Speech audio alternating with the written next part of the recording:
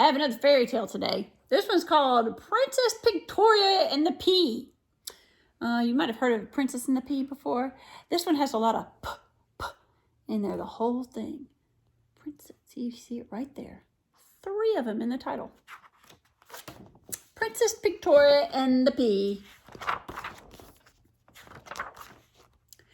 Princess Pigtoria was very poor.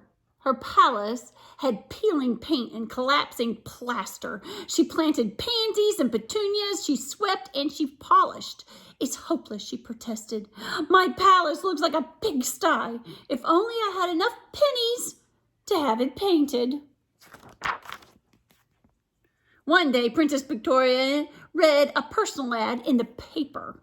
Wanted a proper princess to become the bride of Prince Proudfoot of Porksville. Oh, princesses must apply in person. If I married the prince, pondered Pigtoria, perhaps he would help me make my palace pretty again. So Pigtoria departed for Porksville. Presently, Pigtoria stood in the portal of Prince Proudfoot's palace. She pounded on the door. A page led her into the presence of the prince.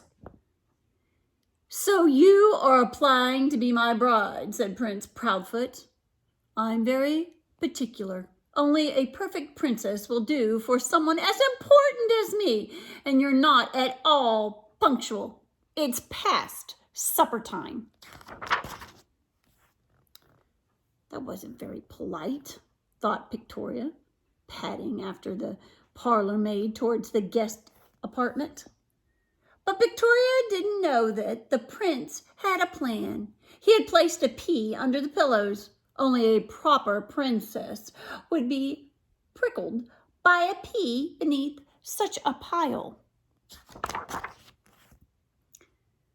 What a pity I didn't pack a picnic, said Pigtoria. We could purchase a pizza, suggested the parlor maid. So Pigtoria picked up the palace phone. I'd like plenty of pizza, she ordered, with the toppings of pepper, pickles, poppy seeds, Parmesan cheese, and peanuts. I'll pass on the pepperoni. Percy the pizza pig soon appeared at Pigtoria's door. You're very prompt, said Pigtoria. But ooh, how pesky. I don't have any plates. No problem, said Percy, popping off to the pantry. Soon in a parade, the keeper of the pantry keys with paper plates and plastic cups, the palace porter with a pitcher of a pineapple punch, and the chief potato peeler with potato chips and popcorn, and the pastry cook with pumpkin pie. Won't you all have a piece of pizza, said Pigtoria. So Pigtoria, Percy, the parlor maid, the keeper of the pantry keys, the palace porter, the chief potato peeler, and the pastry cook ate until everything had disappeared. And then the parlor maid played the piano and everyone performed the polka until they were pooped. Finally, Pigtoria said, it's past my bedtime. We must part. Panting, Pigtoria plunked into her pillows. She didn't spy the pea popping out and plopped through the hole into the planks.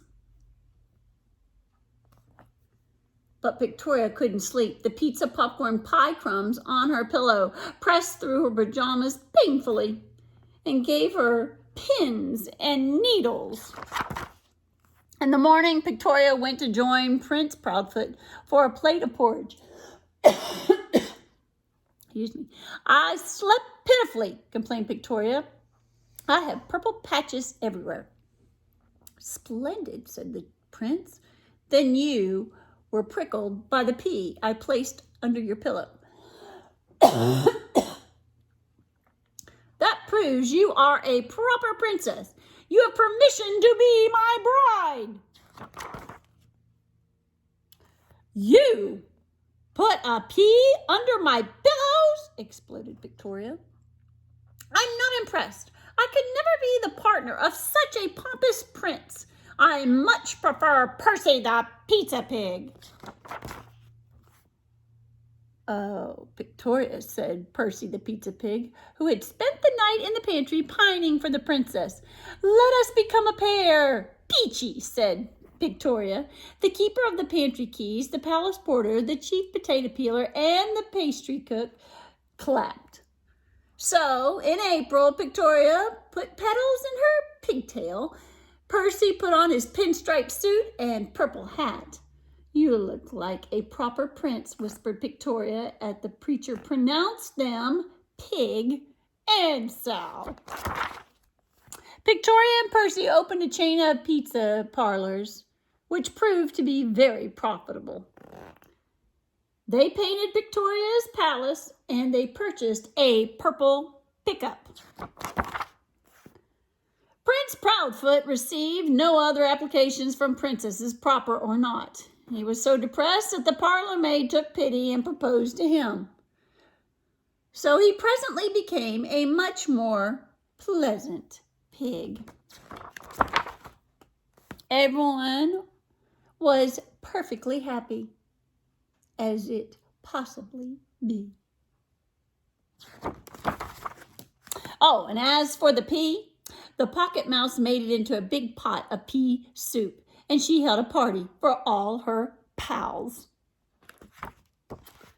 Well, Pigtoria is certainly a different story. Lots of There's no way we could count all those. Well, hope you enjoyed the story. Bye.